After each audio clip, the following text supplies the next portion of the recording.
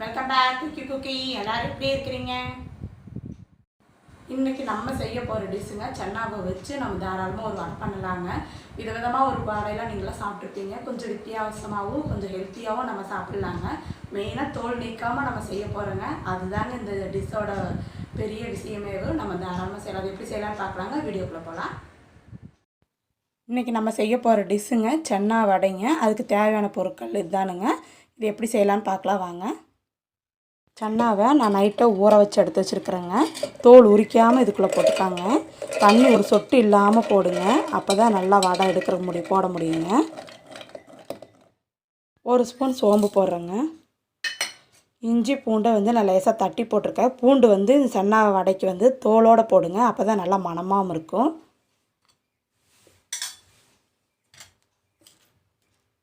தேவையான அளவு கல்லுப்புங்க. சால்ட்டு நான் சேர்த்தலை, கல்லுப்பு தான் போடுறேன். இது கூடயே கொஞ்சமாக பெருங்காயம் போட்டுக்காங்க. இதை லேசாக அரைச்சிட்டு வந்துடலாங்க. ரொம்ப நைஸாக அரைச்சிடாதீங்க.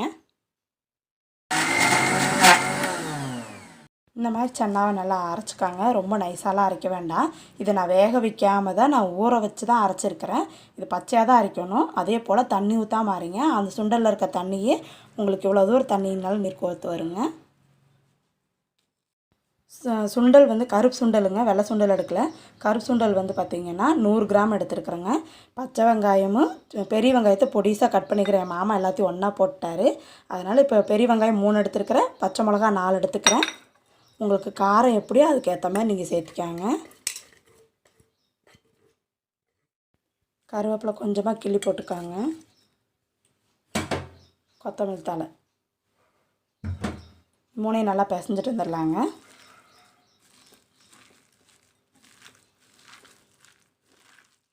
தேவையான அளவு கடலெண்ணெய் ஊற்றிருக்கிறேங்க. நீங்கள் எந்த எண்ணெய் யூஸ் பண்ணுறீங்களோ அந்த எண்ணெய் யூஸ் பண்ணிக்கலாங்க. இது ரெடி ஆயிடுச்சுங்க. நல்லா பிசைஞ்சாச்சுங்க. இப்போ நம்ம எண்ணெயில் போட்டு பொரிச்சு எடுத்துடலாங்க.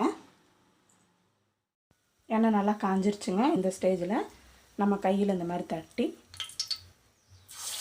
உங்களுக்கு எந்த சைஸில் வேணுமோ அந்த சைஸில் போட்டு எடுத்துக்காங்க. இந்த மாதிரி செஞ்சு பாருங்கள். நல்லா டிஃப்ரெண்ட்டாகவும் இருக்கும். எப்போ ஒரே மாதிரி வடை செஞ்சு போர் அடிச்சிருச்சுன்னா இந்த மாதிரி செய்யுங்க. ஹெல்த்தியாகவும் இருக்கும். ரொம்ப நல்லாயிருக்கும். 10 நிமிஷத்தாங்க. சீக்கிரமாக வேலை முடிஞ்சிருங்க.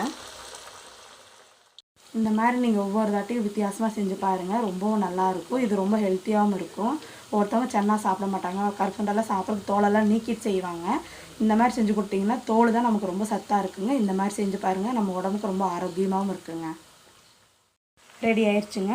இந்த ஸ்டேஜில் நம்ம எடுத்துடலாங்க. ரொம்ப பார்த்திங்கன்னா கறியிரும். இந்த டயத்தில் எடுத்துருங்க. ஏன்னா நம்ம சன்னா தோலோட போட்டதுனால இந்த மாதிரி கலர் தான் வரும். சிம்மில் வச்சு செஞ்சுக்காங்க. நல்லா வெந்துடும். பார்க்கவே நல்லா இருக்குது பாருங்கள். நல்லா மணமாக இருக்குதுங்க. நீங்கள் ஒரு ஆட்டி இந்த மாதிரி ட்ரை பண்ணி பார்த்தீங்கன்னா அடிக்கடி உங்கள் வீட்டில் நீங்களும் இதே மாதிரி செய்வீங்க. எல்லா வடையும் போட்டு எடுத்துடலாங்க. சன்னா மசாலா வடை ரெடி ஆயிடுச்சுங்க. ரொம்ப டிஃப்ரெண்ட்டாகவும் இருக்கும். நல்லா மணமாக இருக்கும். டேஸ்ட்டே சூப்பராக இருக்குதுங்க. உங்கள் வீட்டில் ட்ரை பண்ணி பாருங்கள். பார்த்தீங்கன்னா நல்லா ருச்சியாக இருக்குதுங்க. நல்லா மொறுன்னு இருக்குது. அதில் அரிசி மாவு எதுவுமே சேர்த்துலைங்க. வெறும் சன்னா மட்டும்தான் சேர்த்திக்கிறேன். கருப்பு சுண்டலுங்க. இது கொஞ்சம் வித்தியாசமாக இருக்கும். ரொம்ப ஹெல்த்தியாகவும் இருக்குங்க.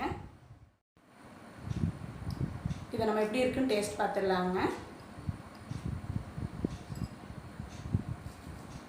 பார்த்தீங்கன்னா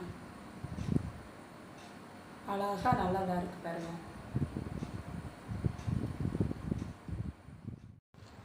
உப்பு காரம் எல்லாம் பார்த்துக்காங்க. ரொம்ப டேஸ்ட் ரொம்ப நல்லா இருக்குங்க. நம்ம நார்மலாக போடுற வடையே தாங்க. கொஞ்சம் டிஃப்ரெண்ட்டாக இருக்கும். ஆனால் ரொம்ப ஹெல்த்தியாக இருக்குங்க. ட்ரை பண்ணி பாருங்கள். இந்த டிஷ் உங்களுக்கு பிடிச்சிருந்ததுன்னா லைக் பண்ணுங்கள், ஷேர் பண்ணுங்கள், கமெண்ட்ஸ் பண்ணுங்கள். மறக்காமல் சப்ஸ்கிரைப் பண்ணிவிட்டு பெல் பட்டனை கிளிக் பண்ணிக்காங்க. நம்ம அப்போ தான் போடுற ஒவ்வொரு வீடியோவும் உங்களுக்கு நோட்டிஃபிகேஷன் ஆகுங்க. நம்ம வேறு ஒரு வீடியோவில் வேறு ஒரு டிஷ்ஷோட சந்திப்போங்க. தேங்க்யூ.